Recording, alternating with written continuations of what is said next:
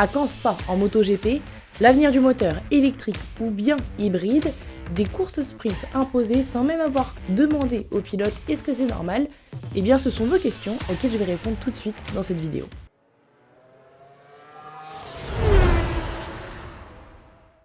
Bonjour à toutes et à tous, j'espère que vous allez bien et merci d'ailleurs pour votre réactivité sous mes stories et sous mes posts quand je vous demande de me poser vos questions.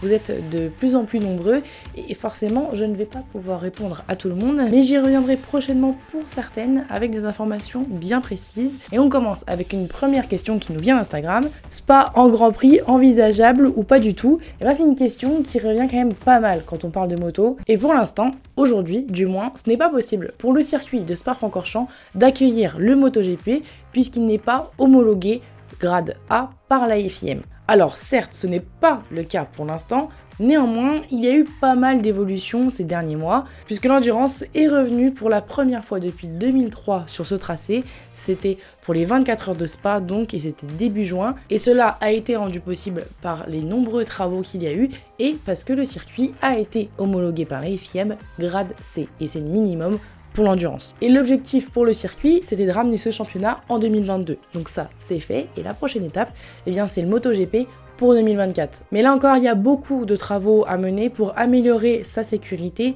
notamment avec de meilleures zones de dégagement à peu près tous les virages de ce tracé, sans pour autant dénaturer cet aspect assez particulier de Spa-Francorchamps. Donc, c'est un peu compliqué. Et souvenez-vous, l'enveloppe budgétaire de tous ces travaux s'élevait quand même à 80 millions, dont 51 millions d'euros pour l'adapter aux motos. Et cet hiver, il y a donc eu pas mal de modifications, comme par exemple au niveau du speaker corner où la piste a été dédoublée pour faciliter le passage des motos. Mais forcément, avant de réaliser encore des modifications qui nécessitent davantage d'investissement, eh bien le président du conseil d'administration du circuit, Melchior Walter, a expliqué qu'il aimerait avoir un contrat avec la Dorna avant de continuer, et ça semble plutôt logique. Et la Dorna était quand même assez catégorique sur le sujet avant et pensait un retour du MotoGP quand même impossible sur ce circuit en Belgique. Et voir l'endurance y retourner cette année et qui plus est avec un contrat de 10 ans au passage, eh ben ça ne peut aider que le circuit pour favoriser le retour du MotoGP. Et vous avez bien entendu retour pour certains parce que bien sûr on y a déjà roulé et le dernier Grand Prix de Belgique c'était en 1990 et c'était Wayne Rainey qui avait remporté la course en 500, mais forcément donc avec ce manque de sécurité mais aussi un manque de public, eh bien plus de Grand Prix de Belgique. Alors pour répondre tout simplement à ta question, dire que c'est impossible, je ne pense pas. Dire que c'est envisageable, il faut encore attendre un tout petit peu, voir s'il y a un contrat qui est signé entre la Dorna et le circuit. Mais visiblement, on peut un peu plus y croire qu'il y a quelques années quand même. La deuxième question, c'est de The Tovigno qui demande pourquoi les pilotes sortent leurs jambes lors des phases de freinage. Et juste en dessous, tu vois que tu as déjà une réponse, question d'équilibre, je crois. Alors oui, en partie, mais pas que.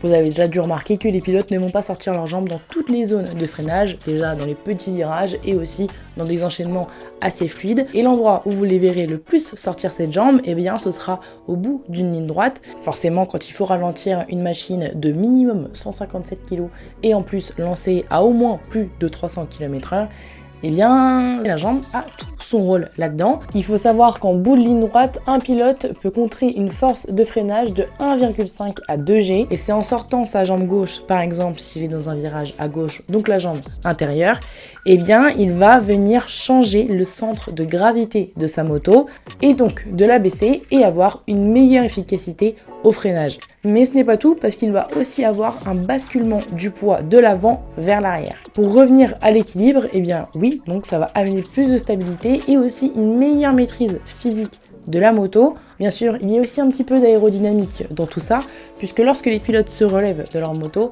eh bien, ils forment une résistance à l'air avec leur corps qui leur permet de ralentir et le fait de sortir un maximum son corps et aussi un peu la jambe, eh bien, ça a un impact sur le freinage. Et sortir sa jambe permet aussi de réduire la force sur les avant-bras, sur les poignets, la force de ses terres, parce que eh bien, la jambe opposée, donc la jambe qui est à l'extérieur du virage, va venir se coller au réservoir et donc elle aussi exercer une force course en poussant. Enfin bref, ça libère un petit peu les bras, sachant que Cal Crutchlow avait expliqué que c'était même plus facile pour les petits pilotes qui ont plus de force dans le haut du corps et que sortir la jambe, et ben c'était aussi quelque chose chez lui qui n'était pas un peu inné mais qui était naturel. Et pour la petite anecdote aussi, et bien c'est Valentino Rossi qui a de plus en plus apporté et imposé ce style de pilotage. C'est pourquoi on l'appelle la pendule du docteur, ou pour les bilingues, The Doctor's Tangle. Et je vous recommande d'aller voir la vidéo que j'ai mis en description, qui est celle de Sylvain Gattoli, qui explique un petit peu mieux les sensations qu'un pilote peut ressentir lorsque il sort sa jambe. Troisième question, comment ça se fait que les courses sprint soient imposées comme ça sans qu'il y ait eu vraiment de débat?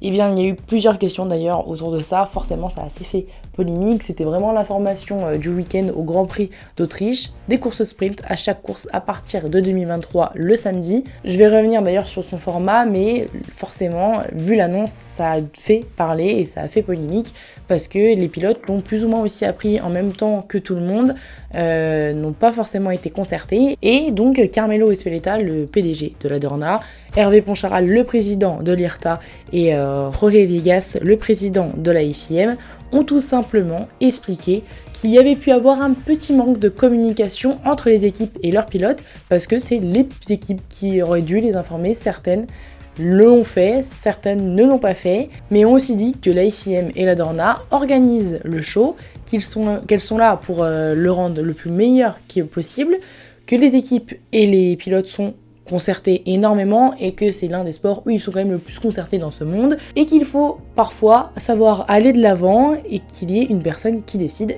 Et en l'occurrence, ceux qui décident, eh bien c'est eux, la FIM et la Dorna. Hervé Poncharal a pas calmé le jeu, mais a expliqué que les pilotes seront entendus et que pour l'instant, il s'agit d'une base pour 2023, quand même une bonne base. Alors les pilotes qui n'étaient pas tous contents ont pu s'exprimer lors de la commission de sécurité le vendredi. Certains sont sortis où ils avaient changé un peu d'avis, comme Paul Espargaro qui au final était plutôt ok avec cette nouvelle course le samedi. Après, tout n'est pas encore très clair sur le format d'un week-end puisqu'il manque 2-3 informations.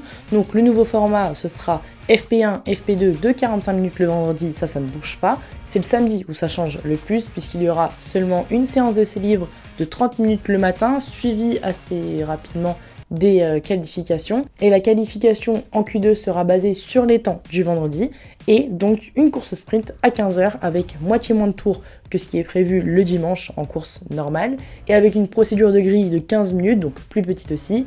Et pour le dimanche, donc forcément il y a la course principale et la question se pose pour le warm-up. Est-ce qu'il y en aura un ou pas? Maintenant, par quoi peut-il être remplacé? Il y a un peu à l'instar de la Formule 1, des parades par exemple avec les pilotes, en tout cas plus d'interactions entre le public et les pilotes. Reste aussi à voir les ajustements qu'Hervé Poncharal évoquait lors de la conférence de presse le samedi matin, mais nous verrons bel et bien normalement 42 courses l'année prochaine, que ça plaise ou non visiblement. Et une autre question là-dessus, c'est les courses sprint se dérouleront chaque Grand Prix Moto 2 et 3 également, où rien n'est fixe pour l'instant. Eh bien ça ne concerne que le MotoGP, puisque les catégories Moto 2 et Moto 3 n'auront pas de course sprint. Néanmoins, il y a un peu de changement quand même pour ces catégories, puisque leur séance d'essai libre devrait, elle aussi, être un petit peu réduite. Et la question du warm-up, eh ben, on ne sait pas s'il y aura un warm-up non plus l'année prochaine. Et pour la dernière question, c'est Daniel qui demande, c'est une longue question, quelle est la vision des organisateurs à long ou moyen terme concernant les moteurs? Va-t-on vers une hybridation ou électrification, ou bien le thermique reste encore préservé pour le moment? Dans l'évolution de notre monde actuel, avoir un moteur thermique, ce n'est pas forcément bien vu. Pourtant, en MotoGP, eh bien, c'est ce modèle qui est conservé et qui va être conservé visiblement aussi pour les années à venir. Mais néanmoins, le moteur hybride a été évoqué et ce n'est pas n'importe qui, ce n'est d'autre que Gigi Dall'Igna, l'ingénieur chez Ducati qui à chaque fois repousse les limites du MotoGP. Et selon lui, il faut aller chercher des innovations pour améliorer l'efficacité des moteurs et essayer donc de faire quelque chose de différent qu'un moteur à combustion.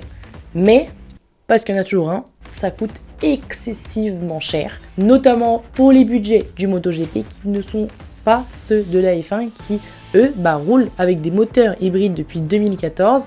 Et Gigi Dall'Igna, lui, a pensé ou aimerait un peu plus travailler sur le sujet justement de la récupération d'énergie. Mais les 141 millions d'euros de budget en moto, compliqué. Cela dit, on a eu des exemples de moteurs hybrides encore très récemment avec Kawasaki O8 de Suzuka qui a présenté seulement une moto donc avec un moteur hybride.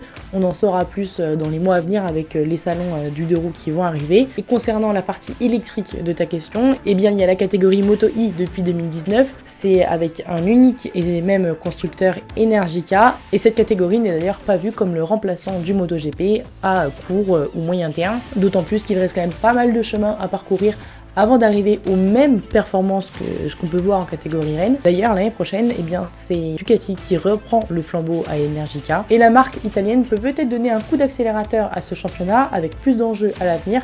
Quand on voit ce qu'ils font en MotoGP, pourquoi pas aussi en Moto E. C'est la fin de cette vidéo, j'espère qu'elle t'aura plu. Je t'invite à la liker et également à la repartager. Également à me dire en commentaire, toi, ta vision sur au final l'avenir du MotoGP. C'était un peu des questions sur l'avenir. On se retrouve très vite avec des vidéos qui vont changer, qui ne seront pas forcément en studio. J'espère qu'elles vous plairont aussi. Je vous dis à bientôt et bonne journée ou bonne soirée ou bon appétit comme vous voulez.